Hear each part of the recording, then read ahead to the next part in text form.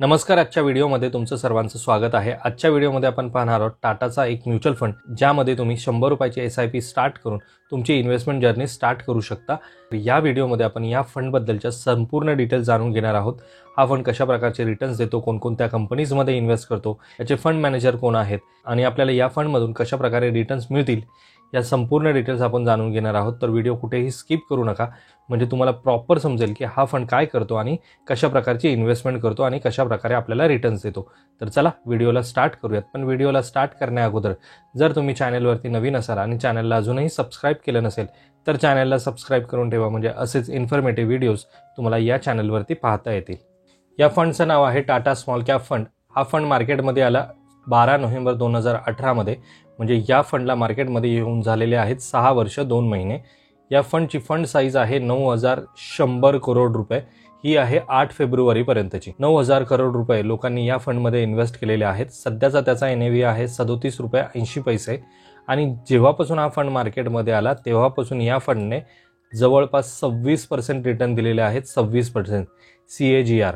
म्हणजे जेव्हा हा फंड मार्केटमध्ये आला तेव्हा तुम्ही या फंडमध्ये इन्व्हेस्ट केले असते तर आता तुम्हाला 26% रिटर्न या फंडने दिले असते. आता आपण पाहूयात या फंडचा पोर्टफोलिओ. फंडच्या पोर्टफोलिओमध्ये तुम्हाला सगळ्यात जास्त स्मॉल कॅप कंपनीज पाहायला मिळतील. ऑटो कंपोनंट्समध्ये इन्व्हेस्टमेंट आहे, बँक्समध्ये इन्व्हेस्टमेंट आहे आणि बँक्समध्ये IDFC आणि DCB बँक्समध्ये यांची जास्त इन्व्हेस्टमेंट तुम्हाला पाहायला मिळेल. केमिकल आणि पेट्रोकेमिकल्समध्ये यांची इन्व्हेस्टमेंट तुम्हाला पाहायला मिळेल. तर अशा टाईपच्या कंपनीजमध्ये हा फंड इन्व्हेस्ट करतो आणि ज्यामध्ये तुम्हाला सगळ्या अशा कंपनीज पाहायला मिळतील ज्यांची एकतर तुम्ही नावं ऐकली नसतील किंवा जरी ऐकली असतील तरी त्या खूप छोट्या कंपनीज आहेत, कारण की हा फंड स्मॉल कॅप कंपनीजमध्ये इन्व्हेस्ट करणारा आहे. तर यामध्ये फायनान्समध्ये बघा, ॲक्मे सोलार होल्डिंग्स लिमिटेड या कंपनीजमध्ये यांची इन्व्हेस्टमेंट पाहायला मिळेल. त्यानंतर IT सर्व्हिसेसमध्ये नेटवेब टेक्नॉलॉजीजमध्ये यांची इन्व्हेस्टमेंट आहे. त्यानंतर IT सॉफ्टवेअरमध्ये CE इन्फो सिस्टम्समध्ये यांची इन्व्हेस्टमेंट आहे आणि ती बऱ्यापैकी 1.90% इन्व्हेस्टमेंट केलेली आहे. टाईम टेक्नोप्लास्टमध्ये यांची 3.61% इन्व्हेस्टमेंट आहे. किर्लोस्करमध्ये यांची इन्व्हेस्टमेंट आहे. उषा मार्टिन्समध्ये आहे. KSBमध्ये इन्व्हेस्टमेंट आहे. तर अशा टाईपच्या ह्या कंपनीज आहेत ज्यामध्ये त्यांनी इन्व्हेस्टमेंट केलेली आहे. पोर्टफोलिओच्या 98% इन्व्हेस्टमेंट यांची इक्विटी होल्डिंग्समध्ये आहे. सगळ्यात जास्त इन्व्हेस्टमेंट कशामध्ये आहे ते दिसेल. BASF इंडिया लिमिटेडमध्ये 4.38% इन्व्हेस्टमेंट केलेली आहे. गोदरेज इंडियामध्ये यांची 3.71% मध्ये आहे.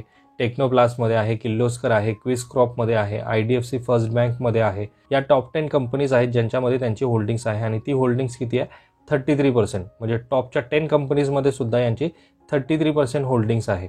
सेक्टर वाईज अलोकेशन पाहिलं तर कॅपिटल गुड्समध्ये सगळ्यात जास्त इन्व्हेस्टमेंट आहे. केमिकल्समध्ये आहे, हेल्थकेअरमध्ये आहे, फायनान्शियल सर्व्हिसेसमध्ये आहे, त्यानंतर सर्व्हिसेसमध्ये सुद्धा आहे, कन्झ्युमर सर्व्हिसेसमध्ये आहे. तर अशा सगळ्या टाईपच्या सेक्टर्समध्ये तुम्हाला इथे इन्व्हेस्टमेंट पाहायला मिळेल. पण हा फंड थोडासा वेगळा आहे कारण की या फंडची सगळ्यात जास्त इन्व्हेस्टमेंट तुम्हाला कॅपिटल गुड्समध्ये पाहता येईल. नॉर्मली इतर जे काही फंड्स आहेत मार्केटमध्ये अवेलेबल त्यांची सगळ्यात जास्त इन्व्हेस्टमेंट ही फायनान्शियल सर्व्हिसेसमध्ये असते किंवा मग हेल्थकेअरमध्ये असते किंवा मग कन्झ्युमर सर्व्हिसेसमध्ये असते. पण हा असा एक फंड आहे ज्याची सगळ्यात जास्त इन्व्हेस्टमेंट कॅपिटल गुड्समध्ये आहे. त्यानंतर तुम्ही जर याचं मार्केट कॅपिटलायझेशन बघितलं, म्हणजे हा फंड कोणत्या टाईपच्या कंपनीजमध्ये इन्व्हेस्ट करतो, तर तुम्हाला जाणवेल की स्मॉल कॅपमध्ये यांची 90.95% इन्व्हेस्टमेंट आहे. म्हणजे सगळ्यात जास्त इन्व्हेस्टमेंट यांनी स्मॉल कॅप कंपनीजमध्ये करून ठेवलेली आहे. त्यानंतर आहे मिड कॅपमध्ये 9.5% आणि लार्ज कॅपमध्ये तर यांची अजिबात इन्व्हेस्टमेंट नाही. सगळ्यात जास्त स्मॉल कॅपमध्ये इन्व्हेस्टमेंट असलेला हा फंड आहे. इथे सुद्धा मार्केट कॅपिटलायझेशन तुम्ही पाहिलं तर स्मॉल कॅप कंपनीचा हा कलर आहे आणि हा डिसेंबर 2024चा क्वार्टरली ग्राफ आहे आणि ज्याच्यामध्ये 90.95% इन्व्हेस्टमेंट ही स्मॉल कॅपमध्ये आहे. मिड कॅपमध्ये आहे 9.5% आणि इथे ग्रीन कलरचा जो लार्ज कॅपचा ग्राफ असायला हवा होता तो नाही आहे, कारण की लार्ज कॅपमध्ये आहे याची इन्व्हेस्टमेंट अजिबात नाही आहे. आणि अगोदरच्या क्वार्टर्समध्ये सुद्धा तुम्ही पाहिलं तर लार्ज कॅपमध्ये या फंडने अजून अजिबात इन्व्हेस्टमेंट केलेली नाही. तर हा एक प्युअर स्मॉल कॅप फंड आहे ज्याच्यामध्ये सगळ्यात जास्त इन्व्हेस्टमेंट स्मॉल कॅप कंपनीजमध्ये आहे.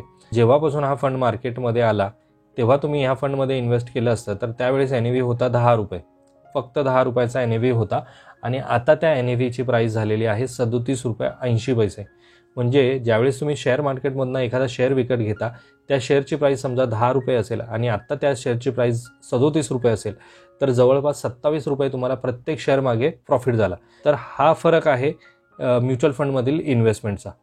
म्हणजे तुम्हाला टप्प्याटप्प्याने इन्व्हेस्टमेंट करायची किंवा लमसम इन्व्हेस्टमेंट करायची, पण जी इन्व्हेस्टमेंट तुम्ही कराल फ्युचरमध्ये ती वाढतानाच तुम्हाला पाहायला मिळेल, कधीही डाऊन जाताना पाहायला मिळणार नाही. आणि म्युच्युअल फंडमध्ये इन्व्हेस्टमेंट ही तुम्हाला लाँग टर्मच करावी लागते. शॉर्ट टर्म इन्व्हेस्टमेंट केली तर तुम्हाला तसे रिझल्ट मिळणार नाहीत.